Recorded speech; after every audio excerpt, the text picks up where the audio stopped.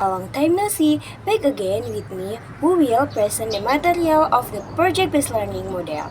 Here, I implement with my experience, namely P2 remediation of water hygiene. Pay attention, my friends! For the proceeding to the presentation material, before that I ask permission to introduce myself. I am Arikana Diazalva with the last number ID 111 and from the PEA 23 class. Next! Do you know what is the project-based learning model? If you don't know, here I explain project-based learning model. Project-based learning model or PGBL is a student-centered learning approach that embraces learning experience through real project work. This model aims to improve critical thinking, collaboration, creativity, and the application of the knowledge in real-world situations. And do you know how the implementation to be PGBL learning model? Project-based learning model or PGBL is a project-focused learning approach where students learn through the development and completion of real project.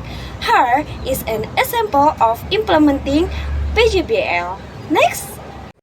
Start with the essential question. The first stage in the project-based learning or PGBL model is for the lecturer of provide guidance to formulate the essential question that form the basis of the research. In this project, the main question that arises is how to solve the pollution of Pandian River so that the water quality and ecosystem can be restored. This question arose after we made direct observation of the Pandian River in Waru District, Sidoarjo Regency. We found that the river was in a very full condition due to organic and inorganic pollution. The water looked more small bed and was full of piles of garbage and household and industrial waste. In addition, aquatic plants such as column growing around the river showed signs of environmental stress, such as yellowing and yellow leaves. Seeing this condition, we were driven to find innovative science better solution to help tackle river pollution. Number 2, design a plan for the project after formulating the main question. A group start designing the project plan based on the in-depth literature review. From various scientific reference, we found the P2 remediation method using water hygiene can be an effective solution to absorb contamination and improve river water quality. We will organize the research steps will include number 1. Identification of water quality parameters such as dissolved oxygen, chemical oxygen, and biochemical oxygen demand before and after treatment. Number 2, water sampling from a predetermined river location. Number 3, application of the P2 remediation method by planting water hygiene in the control basin. Number 4, monitoring and recording change in the water condition during the study period. And the last, analysis of the results to assess the effectiveness of the method used.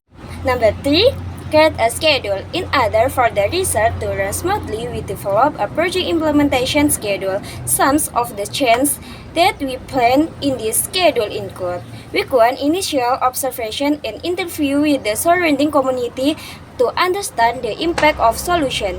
Week 2 up to Week 3, initial water sampling and analysis of water quality parameters before treatment.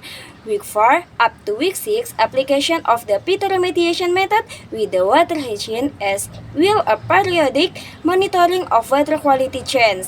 Week 7 up to Week 8, post-treatment water sampling and final analysis. Week 9, report submission of research results to community and supervisor. With the schedule, we can ensure that the project goes according to plan and achieves the goals that have been set. In the number 4, monitoring. During the research process, our supervisor always conduct regular monitoring to see the changes that occur in the river water quality. Monitoring is done by 1. Measure dissolved oxygen levels to see if the water quality has improved. 2. Checking COD and BOD to assess the level of pollution before the after treatment. 3. Observing change in the water color, odor, and the condition of aquatic plants around the river. Although we fetch several changes such as unpredictable weather condition and change in the river currents. We cannot monitoring with strong determination and cooperation. And the number 5. Assess the outcomes. After a few weeks of monitoring from the supervisor, a group of the youth evaluate the result of the study by comparing the data before and after the treatment.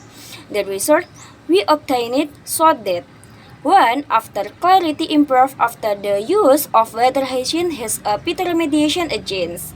2. The odor of the river water discarded, indicating a positive change in the chemical composition of the water. Number 2. The level in discarded, indicating improved water quality and better condition for aquatic organisms. 3. COD and BOD follows discarded, proving that the method was effective in the reducing the level of organic pollution in the Pandian River. This result confirmed that better remediation using water hygiene can be an environmentally friendly solution in the dealing with river pollution. The last, evaluate the experience. The last stage in the PGBL syntax is the evaluation of the experience.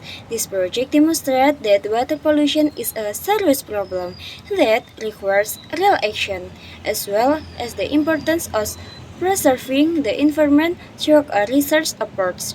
We learned better remediation techniques and applied scientific concept to a real solution. The lecture evaluation appreciated the integration of science, teamwork, and data analysis, but suggested further validation of the effectiveness of the methods and the influence of external factors. This project started our determination as a younger people to continue to contribute to environmental preservation and overcome challenges through collaboration and critical thinking. This our poster presentation on the application of the project-based learning model through water hygiene better remediation. Through these efforts, students are not only invited to understand concepts and theories, but are also actively involved in the contextualized learning process. Hopefully, this learning experience can foster environmental awareness, critical thinking skills, and better collaboration. Hopefully, what they have confidence can inspire the application of similar model in other classes, and motivate youth all continue to innovate for meaningful and sustainable learning. Thank you for your attention, my friend. See you next video. Bye-bye.